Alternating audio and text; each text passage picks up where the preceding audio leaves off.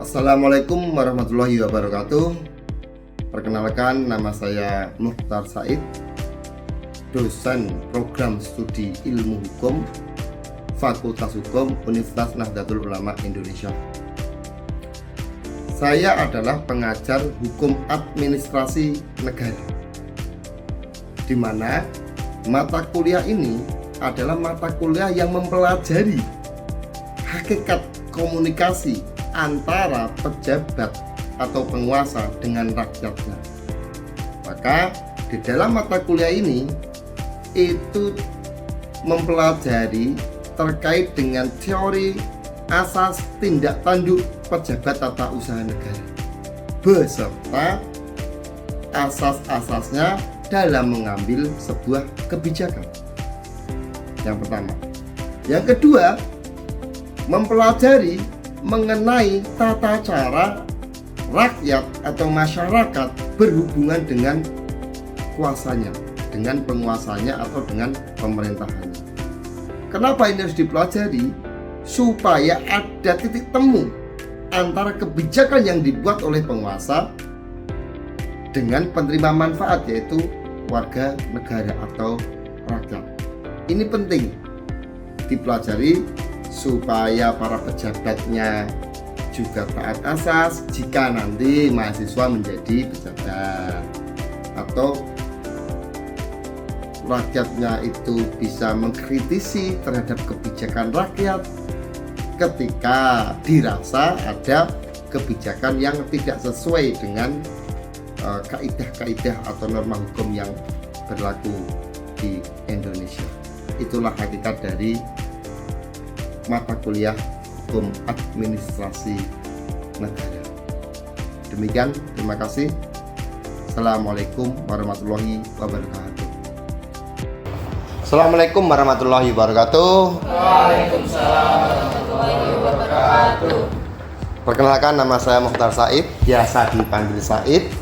Sekarang kita memasuki mata kuliah hukum administrasi negara. Nah, saya itu pengajar mata kuliah hukum administrasi negara. Sebelum belajar lebih, maka saya akan mempresentasikan mengenai rencana pembelajaran semester ya. Jadi kalau di sini yang kita buat rencana pembelajaran semester itu ada yang namanya capaian pembelajaran lulusan. Nah, capaian pembelajaran lulusan ini target ya, ini target. Jadi nanti kalau teman-teman mahasiswa itu kok kelihatannya tidak ketika mengikuti pelajaran ini tidak sesuai dengan target ini, bisa komplain atau bisa memberikan masukan kepada dosen tertentu termasuk saya. Ada beberapa satu sikap. Jadi nanti di mata kuliah ini itu juga ada capaian pembelajaran berupa bertakwa kepada Tuhan yang Maha Esa.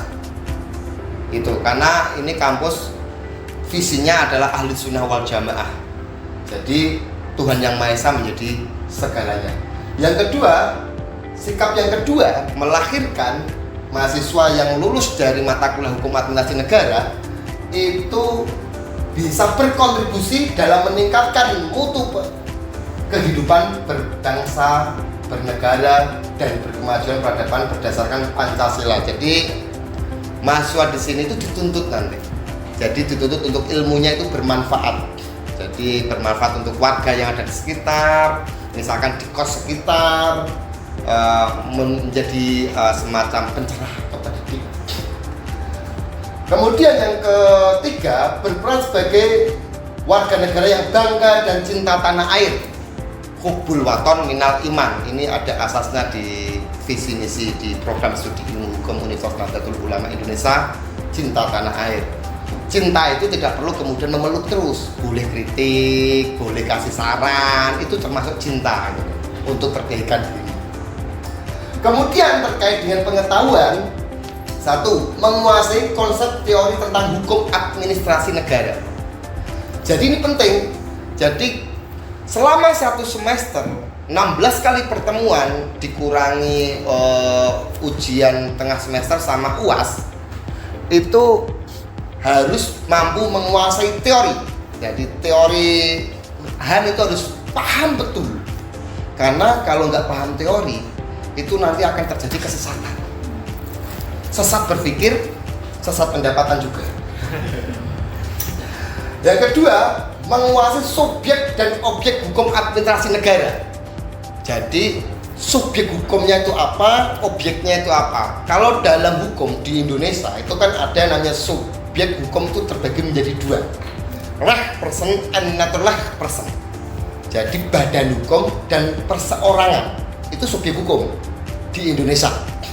Di Indonesia itu hanya dua. Beda kalau ada beberapa di Amerika Latin itu lingkungan termasuk menjadi subjek itu. Lingkungan. Nah kalau objek itu adalah bahan yang dipakai untuk subjek, peraturan, keputusan, kebijakan, tindakan faktual, tindakan pejabat pemerintah itu merupakan objek yang kemudian bisa diperdebatkan, bisa dikaji dan lain sebagainya. Nah, ketiga itu menguasai asas-asas umum pemerintahan yang baik. Karena HAN itu mempelajari tentang itu. Jadi SOP bahasanya mungkin yang mudah. Jadi kalau ada pelayanan itu harus ada standarnya. Misalkan kalian mengirim surat, standarnya instansi yang dikirimi surat itu berapa hari harus dijawab, itu harus ada. 3 hari diproses di sini, 3 hari diproses sini, 14 hari sudah ada jawaban. Itu harus standarnya. Jadi instansi pemerintah yang baik atau institusi tidak harus pemerintah ya, bisa yayasan, bisa perkumpulan, bisa ormas, itu harus menunjukkan SOP-nya. Ini untuk dikatakan sebagai good governance atau pemerintahan yang baik. Kemudian terkait dengan keterampilan umum, jadi ada keterampilan umum berarti ada keterampilan khusus. Nah, keterampilan umum yang pertama Jadi keterampilan umum yang pertama mampu menerapkan pemikiran yang logis. Yang namanya mahasiswa itu harus logis, tidak boleh klenik analisisnya. Misalkan ini kebijakan ini kok banjirnya kok enggak surut-surut misalkan, yang dianalisis adalah ada atau kurang adanya kebijakan mengenai pengerukan sungai, menaikkan tanggul, bukan klenik. Misalkan ini kenapa banjir, ini bukan persoalan kebijakan, ini karena sudah takdir Allah Subhanahu wa Ta'ala, misalkan begitu, nggak boleh. Atau kemudian di sungai ini sering banjir karena ada belut putihnya, nggak boleh. Buaya daratnya nggak boleh, kalau gitu-gitu ya. Jadi harus logis, rasional. Nah, kemudian mampu menyusun deskripsi problem produk pejabat tata usaha negara. Jadi kalau ada kebijakan rektor, kebijakan menteri, kebijakan presiden, harus logis analitisnya. Ini kebijakan dibuat untuk siapa? Apakah kemudian untuk warga, kesejahteraan warga, apakah untuk kesejahteraan koleganya, atau untuk kesejahteraan lainnya. Jadi analisnya di situ berdasarkan asas-asas yang sudah ditentukan oleh negara Indonesia. Nah, terakhir, mampu menyusun analisis keputusan dari pejabat publik. Jadi yang namanya mampu menganalisis berarti kan kita harus paham teorinya di depan. Jangan kemudian ini kebijakan adalah berasal dari kepala dinas pendidikan. Yang kamu serang, yang kamu kritik adalah dinas kebudayaan. Ya mungkin ada kaitannya, tapi fungsinya terlebih dahulu harus dilewati. Jangan merepet-repet kemana-mana. Ini adalah capaian pembelajaran.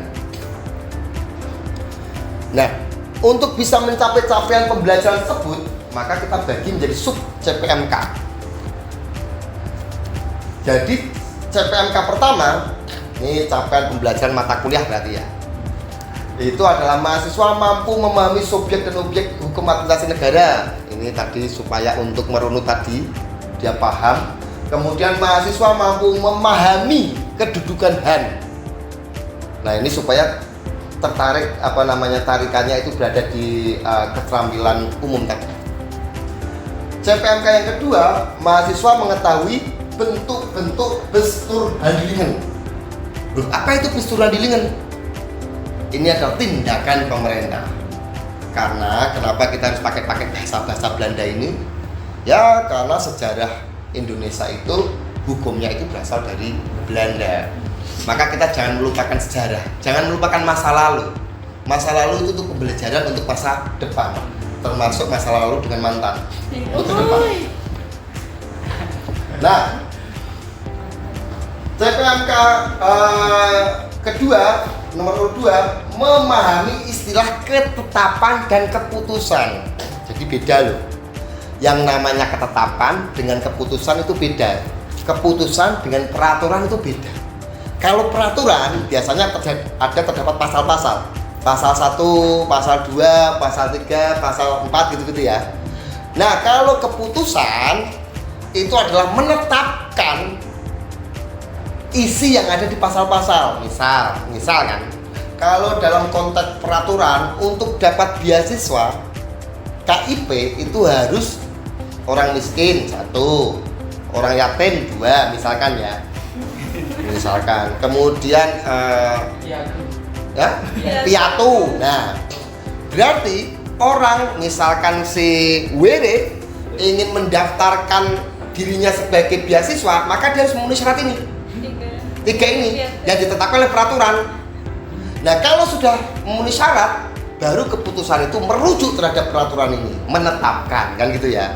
Jadi keputusan tidak boleh bentuknya peraturan, keputusan itu menetapkan. Udah memenuhi syarat belum? Kalau sudah ditetapkan, kalau belum ya ditetapkan. Nah, gitu. CPMK keempat, mahasiswa menguasai mengenai teori lembaga negara. Jadi lembaga negara itu kan ada macam-macam ya. Kalau yang tercantum dalam konstitusi itu lembaga tinggi negara. Misalkan presiden, DPR, MPR, BPK itu lembaga tinggi negara. Wapres dan sebagainya. Tapi kalau di konstitusi nggak ada, tetapi di undang-undang ada, itu berarti lembaga negara. Ombudsman itu ada, Komnas HAM itu ada, gitu-gitu. Nah, kemudian CPMK kelima, mahasiswa mengetahui konsep dasar pemerintahan daerah. Jadi namanya otonomi daerah itu kan ada pusat, ada daerah. Di mana kemudian kalau provinsi itu adalah perwakilan pusat. Kalau kabupaten kota dia mengurusi lokalnya masing-masing. Jadi kabupaten kota itu tidak diperkenalkan menyalahi melampaui tugas kewenangannya, itu tidak diperbolehkan. Karena misalkan urusan agama kan urusan pusat. Maka kalau di provinsi, di daerah itu namanya kan kanwil, bukan dinas, karena urusan pusat. Polri begitu, Polri, Kapolda, Kapolres, dia tidak bawahan bupati, tidak bawahan, ini mitra gitu.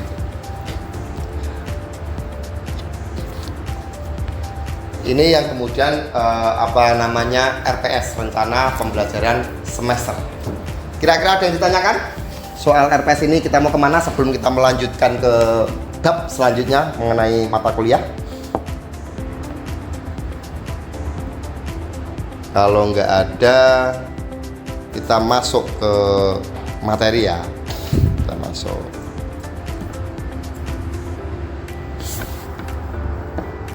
Nah, ini gimana ini? Oh, ada exit. Nah.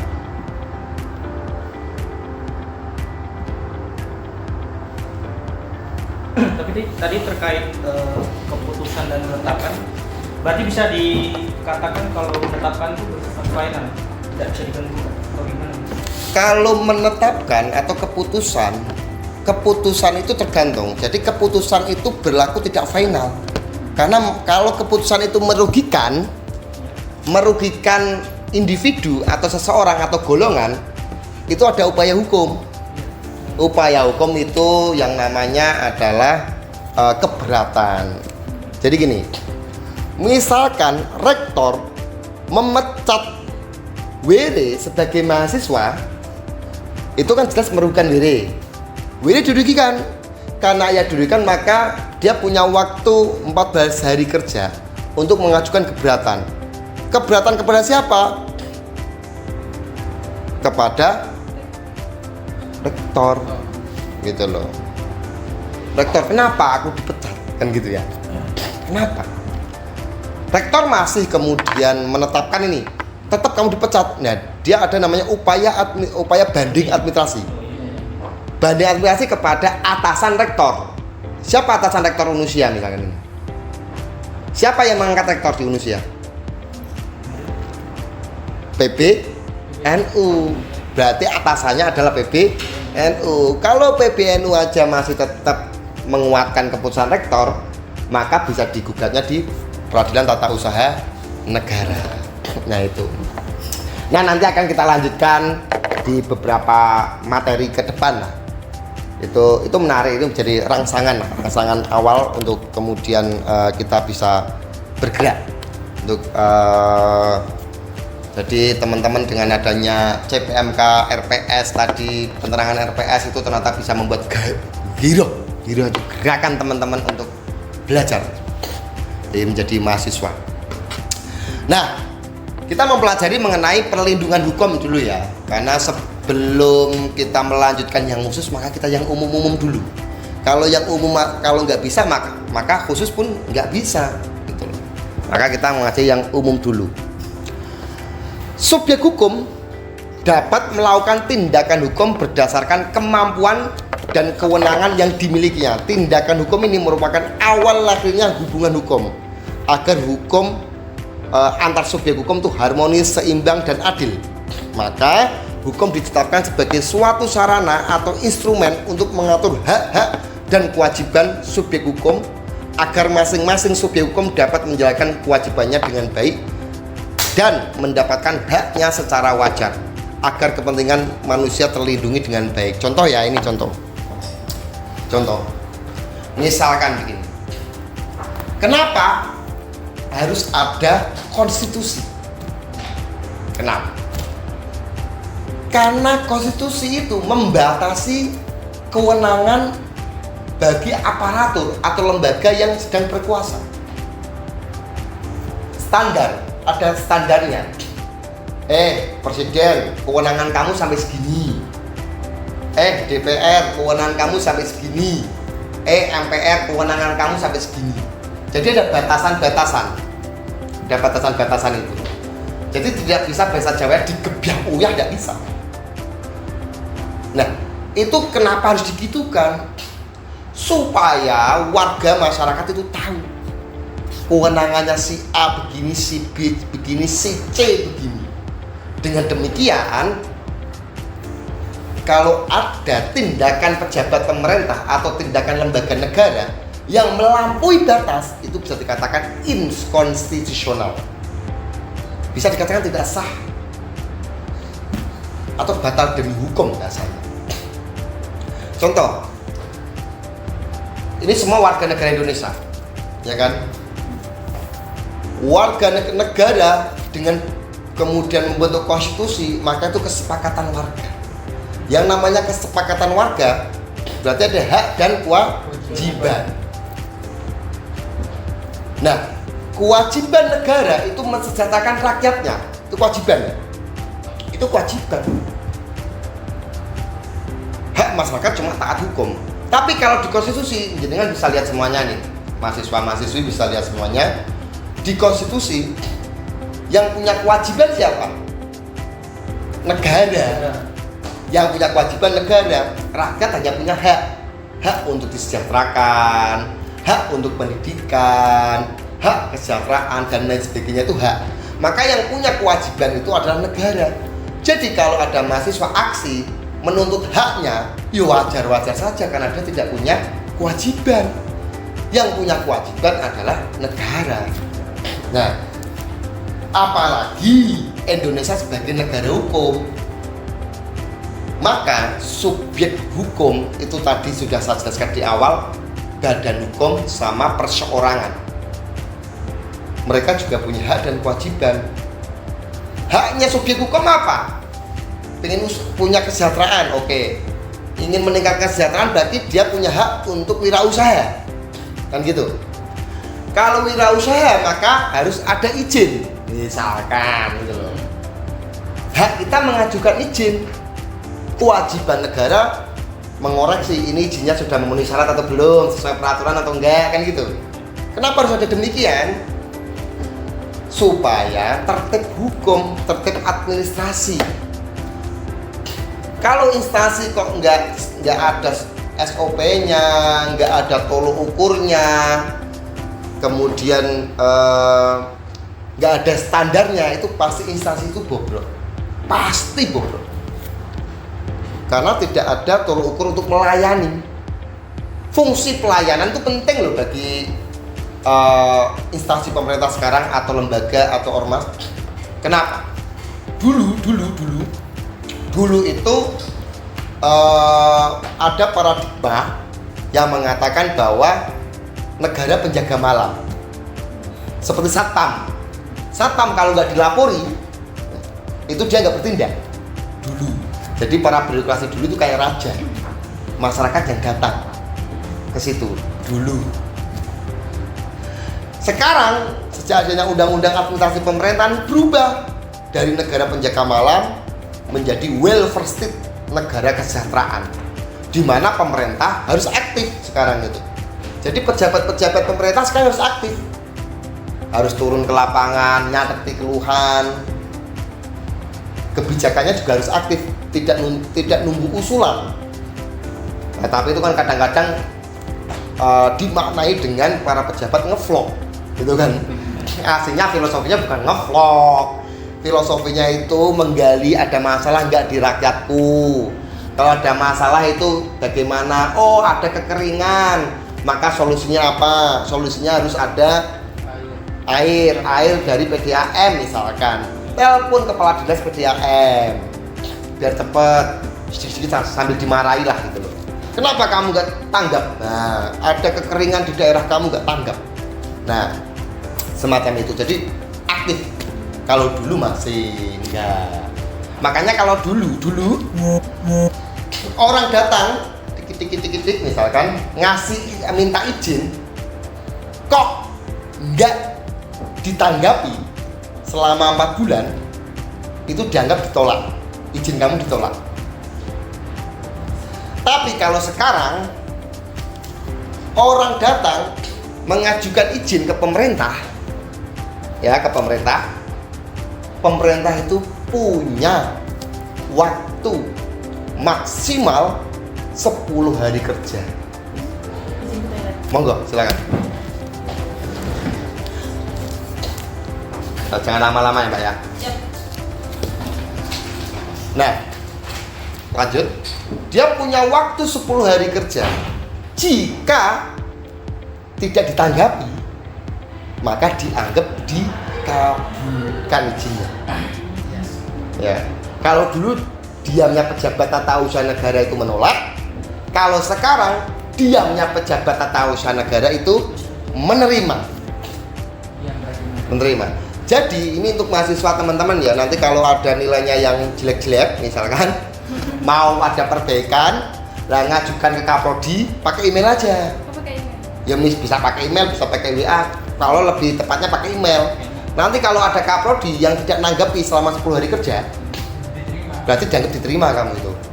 Misalkan, Pak Kaprodi, nilai saya kok B, padahal aku sudah begini, seharusnya nilai saya adalah A. Dikirim ke email. Kok nggak ada jawaban dari Kaprodi? Sampai hitung 10 hari kerja.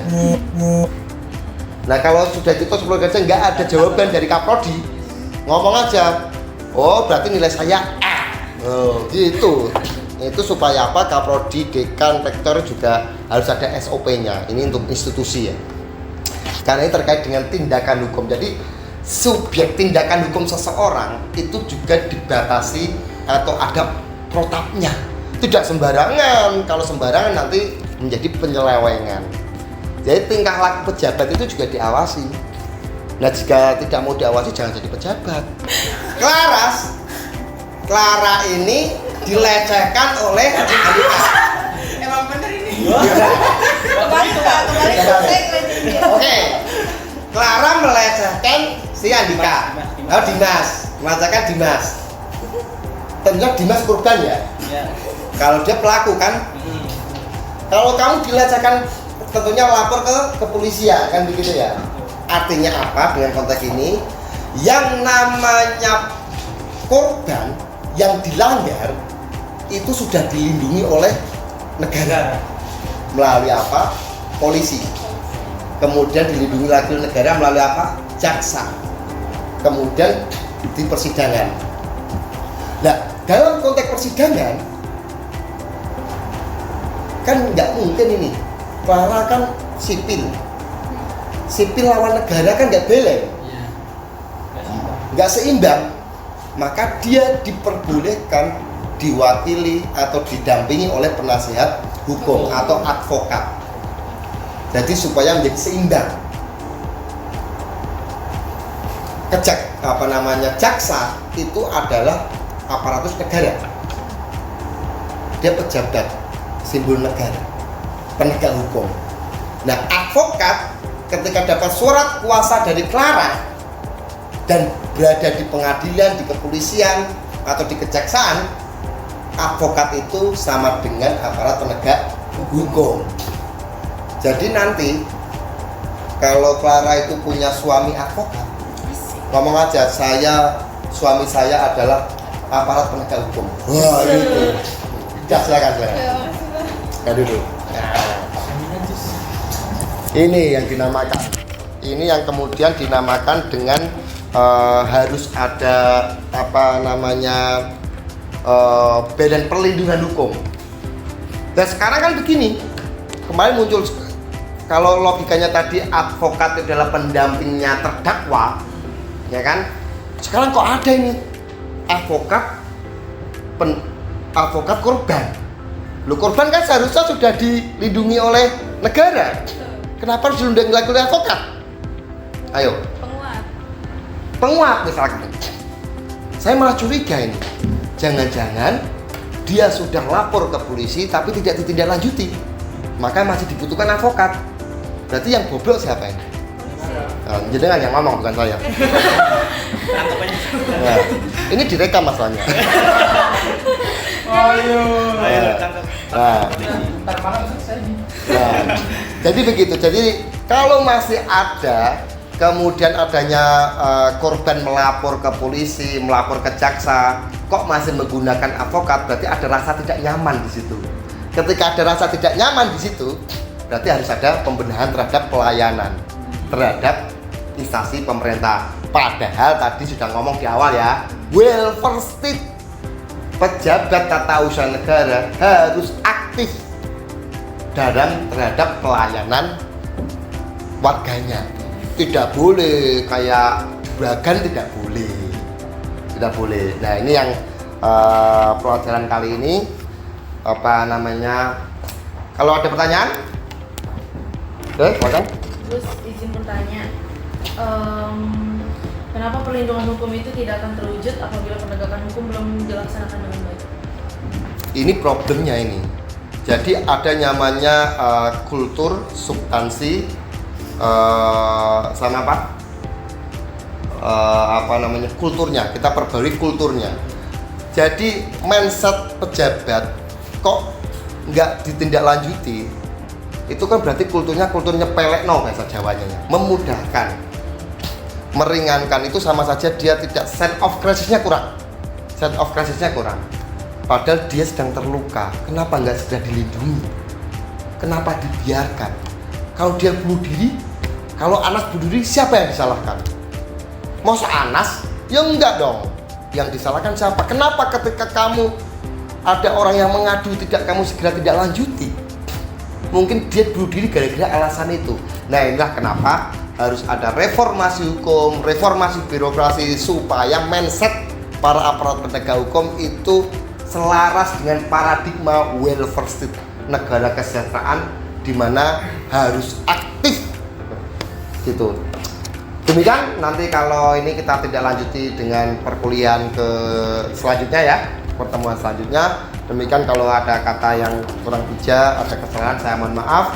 Saya tutup. Assalamualaikum warahmatullahi wabarakatuh. Waalaikumsalam.